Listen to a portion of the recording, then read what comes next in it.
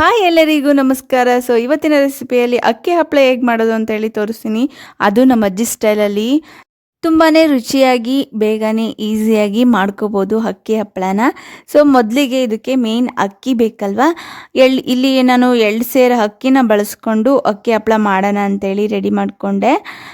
ಅದಕ್ಕೆ ನಾನು first night ಅಕ್ಕಿನ ತೊಳೆದ್ಬಿಟ್ಟು ನೆನೆ ಹಾಕಿ ನೈಟೆಲ್ಲ ಬಿಟ್ಟಿದ್ದೆ ನೆನೆ ಹಾಕ್ಬಿಟ್ಟು, ಮತ್ತು ಬೆಳಗ್ಗೆ ಎದ್ದು ಅದನ್ನು ಚೆನ್ನಾಗಿ ಒಂದು ಬಿಸಿಲಲ್ಲಿ ಒಂದು ಕಾಟನ್ ಬಟ್ಟೆ ಹಾಕಿ ಒಣಗಾಕ್ಬಿಟ್ಟೆ. ಒಂದು 2 ದಿವಸ ಚೆನ್ನಾಗಿ ಒಣಗಿಸಿದ್ದೀನಿ ನೋಡಿ. ಒಣಗಿಸಿದ್ರೆ ಈ ಥರ ಇರುತ್ತೆ. ಇವಾಗ ಇದಕ್ಕೆ ಲೈಟಾಗಿ ಹುರಿದಿಟ್ಟಿರೋ ಅಂಥ ಉದ್ದಿನಕಾಳು ಹಾಗೆ ಲೈಟಾಗೆ ಫ್ರೈ ಮಾಡ್ಕೊಂಡಿರೋ ಅಂಥ ಜೀರಿಗೆ ಹಾಕಿದ್ದೀನಿ. ಇದಕ್ಕೆ ಹುರಿದಿಟ್ಟಿರೋಂಥ ಒಣಮೆಣ್ಸಿಕಾಯಿ ಹಾಗೆ ಒಂದು ಸ್ವಲ್ಪ ಲೈಟಾಗಿ ಹುರ್ಕೊಂಡಿರೋ ಅಂಥ ಕಡಲೆಬೇಳೆ ಹಾಕ್ತಾಯಿದ್ದೀನಿ. ಹಾಕಿ ಮಿಕ್ಸ್ ಮಾಡ್ಕೋಬೇಕು, ನೀಟಾಗಿ ಮಿಕ್ಸ್ ಮಾಡ್ಕೊತಿದ್ದೀನಿ. ಇದಕ್ಕೆ ಒಂದು ಸ್ವಲ್ಪ ಉಪ್ಪು ಇವಾಗಲೇ ಹಾಕ್ತಿದ್ದಾರೆ ಅಜ್ಜಿ. ಆವಾಗ ಬೇಕಾದರೆ ಸಾಲ್ಟೇಸ್ ಬಂದರೆ ಒಂದು ಸ್ವಲ್ಪ ಹಾಕ್ಕೊಳೋದಾಗುತ್ತೆ. ಇವಾಗ ಹಾಕು ಅಂತೇಳಿ ಹಾಕ್ತಿದ್ದಾರೆ ಅವರೇ. ಇದೊಂಥರ ಡಿಫ್ರೆಂಟ್ ಸ್ಟೈಲಲ್ಲೇ ಮಾಡ್ತಿದ್ದಾರೆ. ಸೊ ತುಂಬ ಟೇಸ್ಟಿಯಾಗಿದ್ವು ಅಕ್ಕಿ ಹಪ್ಪಳ ಅಂತೂ. ಹಾಗೆ ಇದಕ್ಕೆ ಲೈಟಾಗಿ ಫ್ರೈ ಮಾಡ್ಕೊಂಡಿರೋಂಥ ಕರ್ಬೇವಿನ ಸೊಪ್ಪು ಹಾಕ್ತಿದ್ದಾರೆ. ಇಲ್ಲಿ ಹಸಿವಿಲ್ಲ, ಸೊ ಹಾಗಾಗಿ ನಾವು ಒಣಗಿಟ್ಕೊಂಡಿರೋ ಅಂಥ ಕರ್ಬೇವಿನ ಸೊಪ್ಪನ್ನೇ ಬಳಸ್ತಾ ಇದ್ದೀನಿ.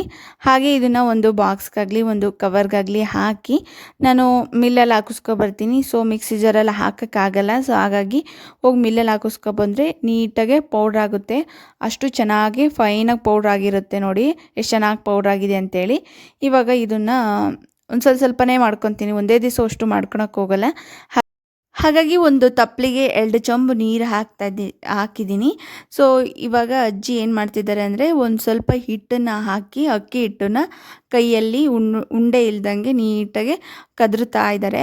ಅದು ಅಕಸ್ಮಾತ್ ನಾವು ನೀಟಾಗಿ ತೊಳಸ್ತಿದ್ರು, ಇಲ್ಲಾಂದರೆ ನೀಟಾಗಿ ಅದನ್ನು ಹಪ್ಳದ ಹಿಟ್ಟನೆಷ್ಟು ನೀಟಾಗಿ ಮಾಡಿದ್ರೆ ಉಂಡೆ ಬರೋ ಚಾನ್ಸಸ್ ಇರುತ್ತೆ.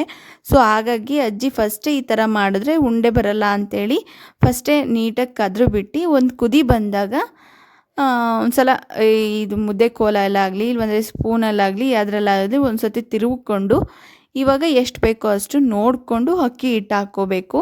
ಸೊ ನಾನು 2 ಚಮಚ ನೀರು ತೊಗೊಂಡಿದ್ನಲ್ವ, ಆ ಅಳತೆಯಲ್ಲೇ ನಾನು 2 ಬಟ್ಲು ಅಕ್ಕಿ ಹಿಟ್ಟು ತೊಗೊಂಡೆ. ಅದರಲ್ಲಿ 2 ಬಟ್ಲು ಹಾಕೋದು ಬೇಡ ಅಂಥೇಳಿ 1 ಮುಕ್ಕಾಲು 1.5 ಆ ಥರ ಬಟ್ಲಲ್ಲಿ ಅಕ್ಕಿ ಹಿಟ್ಟು ಹಾಕಿದೆ. ಮತ್ತೆ ಬೇಕು ಅಂತಂದರೆ ಹಾಕ್ಕೋಬೋದು ಅಂಥೇಳಿ.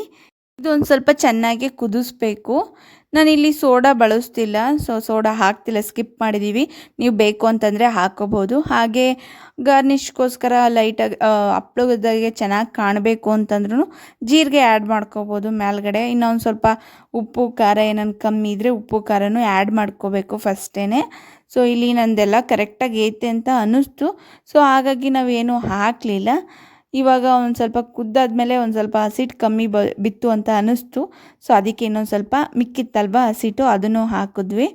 ಹಾಕಿ ಚೆನ್ನಾಗಿ ಕುದಿಸ್ಬಿಟ್ಟು ಮುದ್ದೆ ಕೋಲಲ್ಲಿ ಚೆನ್ನಾಗಿ ತೊಳಸ್ಕೋಬೇಕು. ಏನು ಅಂದರೆ 2 ಚೊಂಬು ನೀರಿಗೆ, ಮೀಡಿಯಮ್ ಚೊಂಬು ನೀರಿಗೆ 2 ಕಪ್ಪು ಅಕ್ಕಿ ಹಿಟ್ಟು ಇಡಿಸ್ತು ಕರೆಕ್ಟಾಗಿ ಪರ್ಫೆಕ್ಟಾಗಿ. ನಮಗೇನೋ ಸರಿ ಹೋಯ್ತು ಅನ್ನಿಸ್ತು. ಸೊ ಇವಾಗ ಇದನ್ನು ಚೆನ್ನಾಗಿ ಆ ಮುದ್ದೆ ಕೋಲಲ್ಲಿ ಏನು ಉಂಡೆ ಇಲ್ದಂಗೆ ನೀಟಾಗಿ ತೊಳಸ್ಕೋಬೇಕು. ಸೊ ಎಷ್ಟು ಚೆನ್ನಾಗಿ ನಾದ್ಕೊತೀವೋ ಅದೇ ತೊಳಸ್ತೀವೋ ಅಷ್ಟು ಚೆನ್ನಾಗಿ ಹಪ್ಳ ಬರುತ್ತೆ.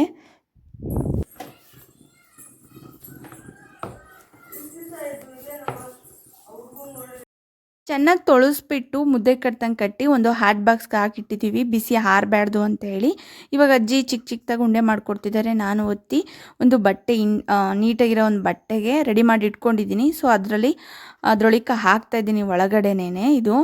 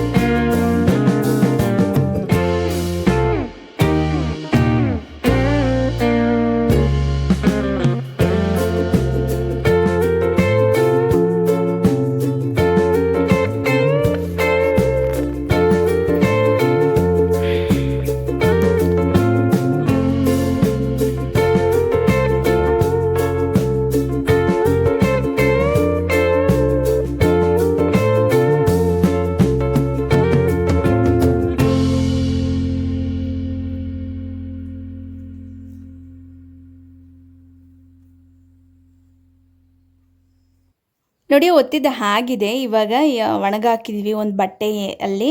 ಅಂದರೆ ನಾವು ಮಾಡಿದ್ದೇ ಸ್ಟಾರ್ಟ್ ಮಾಡಿದ್ದೇ ಈವ್ನಿಂಗು.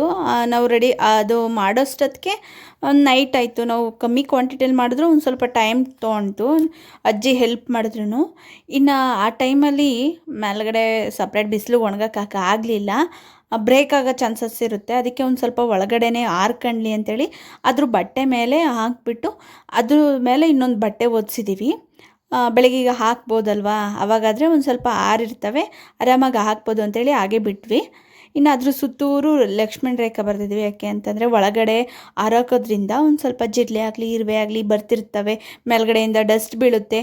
ಹಾಗಾಗಿ ಬಟ್ಟೆ ಒದಿಸಿ ಸುತ್ತೂರು ಲಕ್ಷ್ಮಣ ರೇಖೆ ಬಳೆದಿದ್ದೀವಿ.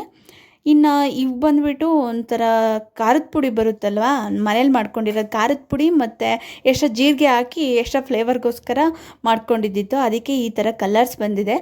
ಅದು ಪ್ಲೇಯ್ನಾಗೆ ಹಾಗೆ ಮೆಣಸಿನ್ಕಾಯಿ ಹಾಕಿ ಮಾಡಿರೋದ್ರಿಂದ ಅದು ಪ್ಲೇಯ್ನಾಗಿದೆ. ಅದಕ್ಕೆ ಮತ್ತೆ ಸಪ್ರೇಟು ಖಾರದ ಪುಡಿ ಹಾಕೋದ್ರಿಂದ ಇದು ಕೆಂಪಗೆ ಕಾಣ್ತಿದೆ, ಅಷ್ಟೇ ಡಿಫ್ರೆನ್ಸ್, ಇನ್ನೇನು ಇಲ್ಲ. ಎಲ್ಲ ಟೇಸ್ಟ್ ಎಲ್ಲ ಒಂದೇ ಥರ. ಇದೊಂದು ಸ್ವಲ್ಪ ದೊಡ್ಡ ಸೈಜಲ್ಲಿ ಒತ್ತಿದ್ದೀವಿ, ಇದು ಒಂದು ಸ್ವಲ್ಪ ಚಿಕ್ಕ ಸೈಜಲ್ಲಿ ಒತ್ತಿದ್ದೀವಿ ಕೆಂಪು ಕಲರ್ ಹಪ್ಳನ ಅಷ್ಟೇ. 3 ದಿವಸ ಬಿಸಿಲಲ್ಲಿ ಚೆನ್ನಾಗಿ ಒಣಗಿಸಿದ್ದೀನಿ. ಯಾಕೆ ಅಂತಂದರೆ ಜಾಸ್ತಿ ದಿವಸ ಸ್ಟೋರೇಜ್ ಇಕ್ಕೋದ್ರಿಂದ ಒಂದು ಸ್ವಲ್ಪ ಚೆನ್ನಾಗಿ ಒಣಗಬೇಕು. ಕಮ್ಮಿ ದಿವಸ ಸ್ಟೋರೇಜ್ ಆದರೆ 1 ದಿವಸ 2 ದಿವಸ ಆದರೆ ನಡೆಯುತ್ತೆ. ಜಾಸ್ತಿ ದಿವಸ ಸ್ಟೋರೇಜ್ ಇರಬೇಕಂದ್ರೆ ಚೆನ್ನಾಗಿ ಒಣಗಿಸ್ಬೇಕು. ಅದು ಒಣಗಿಸಾದ್ಮೇಲೆ ನಾನು ಒಂದು ಕೊಳಗ ಇರುತ್ತಲ್ವ, ಇಲ್ಲಾಂದರೆ ಒಂದು ಬಾಕ್ಸ್ಗೋ ಏನಕ್ಕಾದರೂ ಹಾಕಿಕ್ಬೋದು. ನಾನು ಈ ಥರ ಒಂದು ಸ್ಟೋರೇಜ್ ಥರ ಇಲ್ಲಿ ಮಾಡೋಣ ಅಂತೇಳ್ಬಿಟ್ಟು ಇದ್ರೊಳಗೆ ಹಾಕಿ ಅದ್ರ ಮೇಲ್ಗಡೆ ಒಂದು ಬಟ್ಟೆ ಕಟ್ಟಿದ್ದೀನಿ. ಏನೋ ಡಸ್ಟ್ ಆಗಲಿ ಏನೋ ಇರುವೆ ಪರ್ವೆ ಆಗಲಿ ಏನೂ ಹೋಗಬಾರ್ದು ಅಂತ ಹೇಳಿ. ಸೊ ಇನ್ನು ಹಪ್ಳ ಏನೋ ರೆಡಿ ಆಗೋಯಿತು. ಹಪ್ಳ ಮಾಡಿದ್ದಾಯಿತು, ಒಣಗಿಸಿದ್ದಾಯಿತು, ಎತ್ತಿಟ್ಟಿದ್ದಾಯಿತು. ಬಟ್ ಟೇಸ್ಟ್ ಹೆಂಗಿದೆ ಏನೋ ಒಂದು ಸಲ ನೋಡಿಲ್ವಲ್ಲ ನಾವು, ಅದು ಕರೆದ ಮೇಲೆ ಗೊತ್ತಾಗೋದು ಟೇಸ್ಟ್ ಹೇಗಿದೆ ಅಂತೇಳಿ. ನಾನಂತೂ ಫಸ್ಟ್ ಟೈಮೇ ಮಾಡಿದ್ದು. ಇನ್ನು ಅಜ್ಜಿ ಎಕ್ಸ್ಪೀರಿಯೆನ್ಸ್ ಇದೆ ಅವ್ರಿಗೆ, ಮಸ್ತ್ ಟೈಮ್ ಮಾಡಿದ್ದಾರೆ ಅವರು. ಬಟ್ ನಾನು ನೋಡಿಲ್ವಲ್ಲ ಅವರು ಟೇಸ್ಟ್ ಹೆಂಗಿರುತ್ತೆ ಅಂತೇಳಿ, ಅದಕ್ಕೆ ಒಂದು ಸಲ ಕರಿಯೋಣ, ಎಲ್ಲ ಉಪ್ಪು ಖಾರ ಎಲ್ಲ ಪರ್ಫೆಕ್ಟಾಗಿ ಆಗಿದೆಯೋ ಇಲ್ವೋ ಅಂತೇಳಿ ನೋಡೋಣ ಅಂತೇಳಿ ಕರಿತಾ ಇದ್ದೀನಿ. ನಿಜವಾಗ್ಲೂ ಗೈಸ್ ಅಜ್ಜಿ ಸ್ಟೈಲ್ ಅಂತೂ ತುಂಬ ಚೆನ್ನಾಗಿತ್ತು. ನನಗಂತೂ ತುಂಬಾ ಇಷ್ಟ ಆಯಿತು. ಹಪ್ಳ ಚೆನ್ನಾಗಿತ್ತು, ಉಪ್ಪು ಖಾರ ಎಲ್ಲ ಪರ್ಫೆಕ್ಟಾಗಿ ಕರೆಕ್ಟಾಗಿ ಆಗಿತ್ತು. ಸೇಮ್ ಅಂಗಡಿ ಹಪ್ಳ ಥರನೇ ಇದೆ. ಅಲ್ಲೇ ತಂದು ಮಾಡಿದ್ದೀವೇನೋ ಅಂದ್ಕೋಬೇಕು ಯಾರನ್ನ ನೋಡಿದ್ರೆ, ಆ ಥರ ಇತ್ತು. ಇನ್ನು ಸ್ಪೈಸಿ ಜಾಸ್ತಿ ಬೇಕು ಅಂತಂದರೆ ಇನ್ನೊಂದು ಸ್ವಲ್ಪ ಖಾರದ ಪುಡಿ ಆ್ಯಡ್ ಮಾಡಿದ್ದೀವಲ್ಲ, ಅದು ಸ್ಪೈಸಿಯವ್ರಿಗೆ ಚೆನ್ನಾಗಿರುತ್ತೆ. ಇನ್ನೊಂದು ಸ್ವಲ್ಪ ಖಾರ ಬೇಕು ಅಂತಂದವ್ರಿಗೆ ಇದು ಮಾತ್ರ ಕರೆಕ್ಟಾಗಿತ್ತು. ಇನ್ನು ಒಂದು ಸಲ ಟ್ರೈ ಮಾಡಿ ಹೇಗಿದೆ ಏನು ಅಂತೇಳಿ ಕಮೆಂಟ್ ಸೆಕ್ಷನಲ್ಲಿ ಕಮೆಂಟ್ ಮಾಡೋದಂತೂ ಮರಿಬೇಡಿ. ಅಷ್ಟೇ ಗಾಯ್ಸ್, ಇವತ್ತಿನ ವಿಡಿಯೋ ಮತ್ತೊಂದು ವಿಡಿಯೋದಲ್ಲಿ ಸಿಗೋಣ. ಅಲ್ಲಿವರೆಗೂ ಬಾಯ್, ಲವ್ ಯು ಆಲ್.